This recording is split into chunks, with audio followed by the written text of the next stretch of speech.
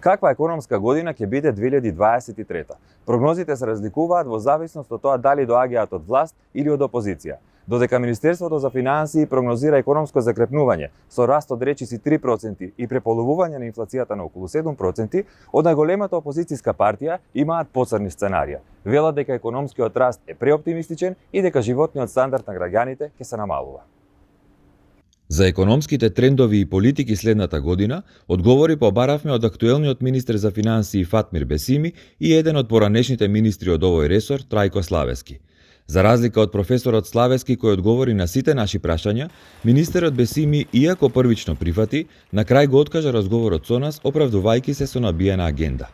Но зборувајќи за плановите за трошење на народните пари во 2023 година, на пресконференција во владата на почетокот на ноември, Бесими истакна дека буџетот е креиран да биде основа за забрзување на економскиот раст, кој што според владините пресметки се очекува да достигне 2,9%.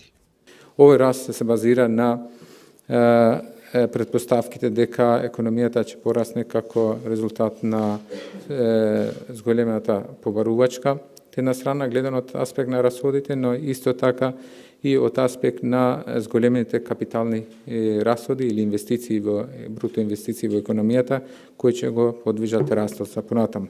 Но поранешниот министер за финансии Трајко Славески смета дека оваа проекција е нереална.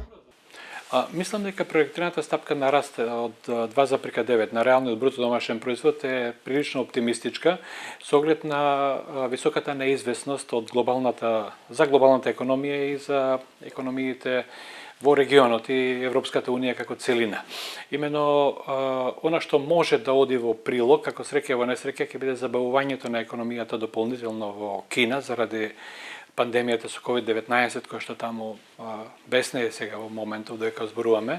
Во тој случај за мали отворени економии кои што се увозна од енергија, од ресурси, се намалуваат светските цени и тоа влијае поводно. Но од друга страна, рецесијата што се предвидува за европските економии, посебно за Германија како локомотива на европскиот раст, ќе влијае неповолно. Сега, како тие плусеви или минуси ќе се компензираат меѓусебно, навистина многу е неблагодарно да се прогнозира.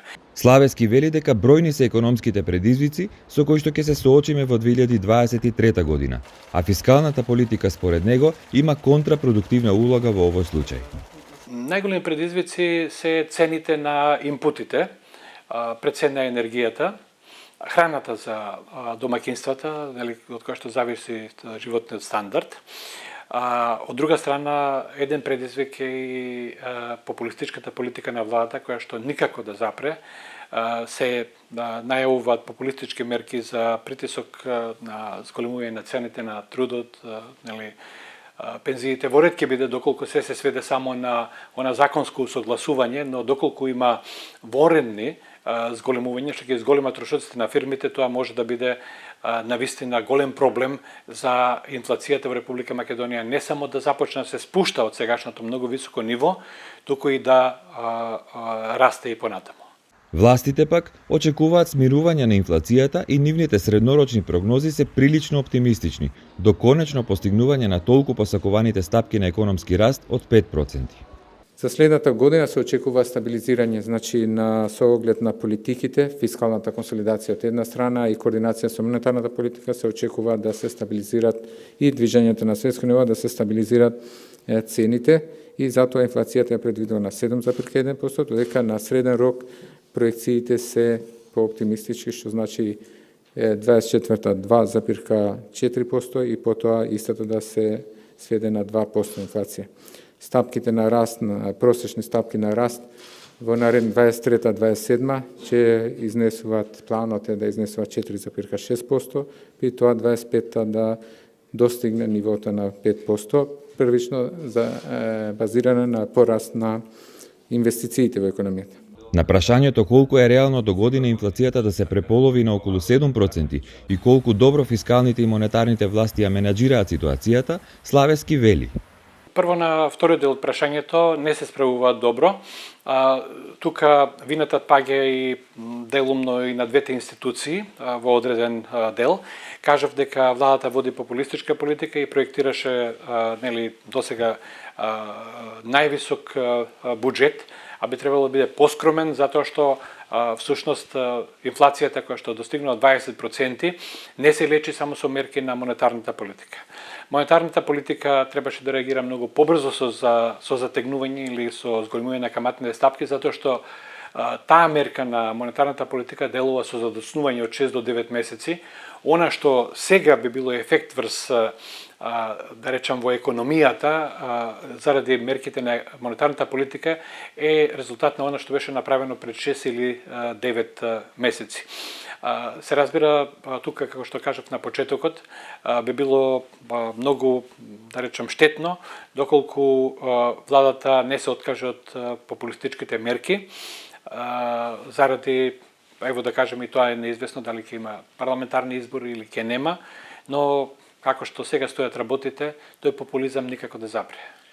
Конкретно, под популистички мерки Славески вели дека мисли на зголемувањето на минималната плата, која според него дополнително ја подгрева инфлацијата, а не го подобрува животниот стандард. Владата предизвика илузија, кај поголем дел од населението, но веќе мислам дека луѓето се свесни дека наводно со оние притисоци за зголемување кои што започнаа пред неколку години со минималната плата и другите плати, се зголемува, се подобрува животниот стандард. Тоа не е точно. Животниот стандард е намален затоа што податоците од Завод за статистика покажуваат дека реалната вредност на платите е намалена, иако тие се во денари изразени навидум, како да кажам, зголемени. И велам, мислам на такви пристапи кои што само ќе ја забрзуваат инфлацијата, а нема да влијаат на животниот стандард на граѓаните. Ево и сега, нели, владата се фали ќе се зголемуваат платите, ќе се зголемуваат пензиите. Ако внимавајте, реално зголемување на платите може да очекувате само во економија каде што расте продуктивноста на трудот. Тоа го знаете студентите од прва година на економските факултети. Без пораст на продуктивноста на трудот, така и на продуктивноста на трудот опаѓа 6-7 години со ред, особено во периодот на владење на сегашната коалиција предводена од ДУИ и СДСМ.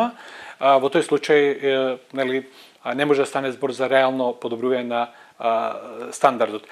Директно на вашето прашање, мислам дека треба или еден министер за финансии би водел, или владата би водела поодговорна фискална политика, затоа што сега тој епитет не може да кажем дека се заслужува, и поголема координација со мерките на монетарната политика.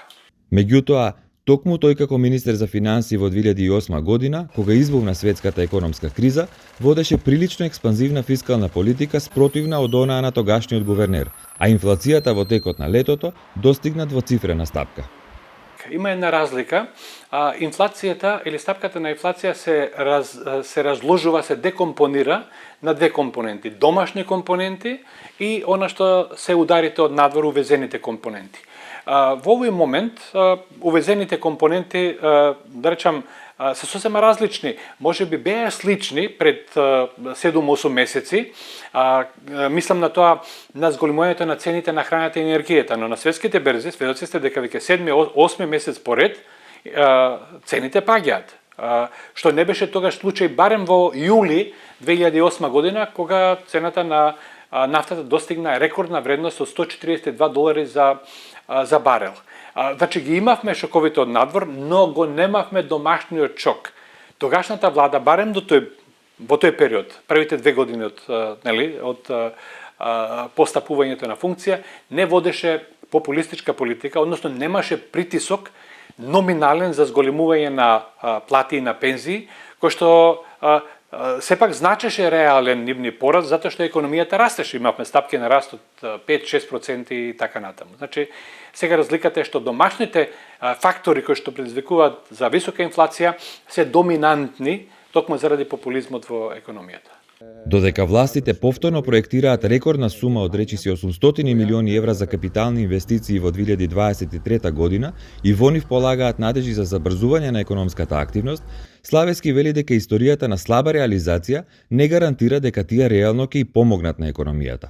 За жал може да биде реализацијата може да биде пониска од годинешнава и може квалитетот да биде уште понизок во споредба ако има некој квалитет на реализацијата на капитални инвестиции, затоа што мислам владата и по препорака на економисти и институции од надвор знае што треба да се направи.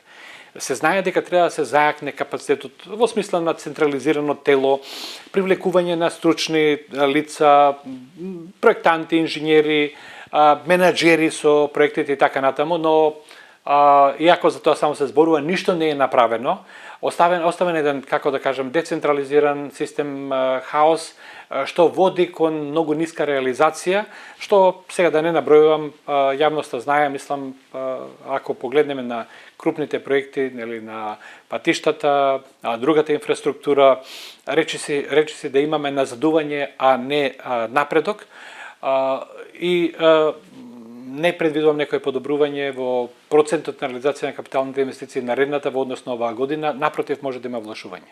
Инаку, критиките за квалитетот на капиталните инвестиции доаѓаат од поранешен министер во чие време почна да се реализира контроверзниот проект Скопје 2014, кој според проценките надмина 800 милиони евра. Па логично беше и прашањето дали како министер Слависки би ја водел истата политика и денес.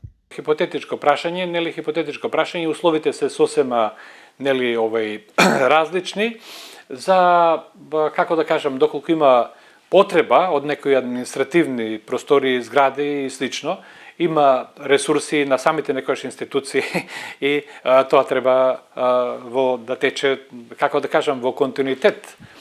Ако мислите на фасади кои што треба како и кај куќите за живење, како и кај стамбените згради, секојаш не е на одмет тие да се реновираат од време на време. Па добро, не беа само фасади, имаше и многу споменици. Не, во ред, јас јавно имам кажано дека имаше добри проекти од тој период кои што остана, кои што служат за јавноста, мислам културните институции, филхармонијата, потоа зградите во кои што се преселија некои јавни институции, но од друга страна, нели, од аспект, нели, на инвестиции во она што најмногу беше критикувано од страна на јавноста во преголем број на споменици, може да тоа биде доведено во знак на прашање. За разлика од власта и опозицијата, меѓународните финансиски институции се прилично усогласени кога се во прашање прогнозите за економијата за 2023 година. ММФ и Светска банка очекуваат растот да биде 2,7%, 1% поен помалку кај прогнозата на Народната банка, Европската комисија проценува растот 2,5%, додека пак најниска е прогнозата на Европската банка за обнова и развој од 2,3%.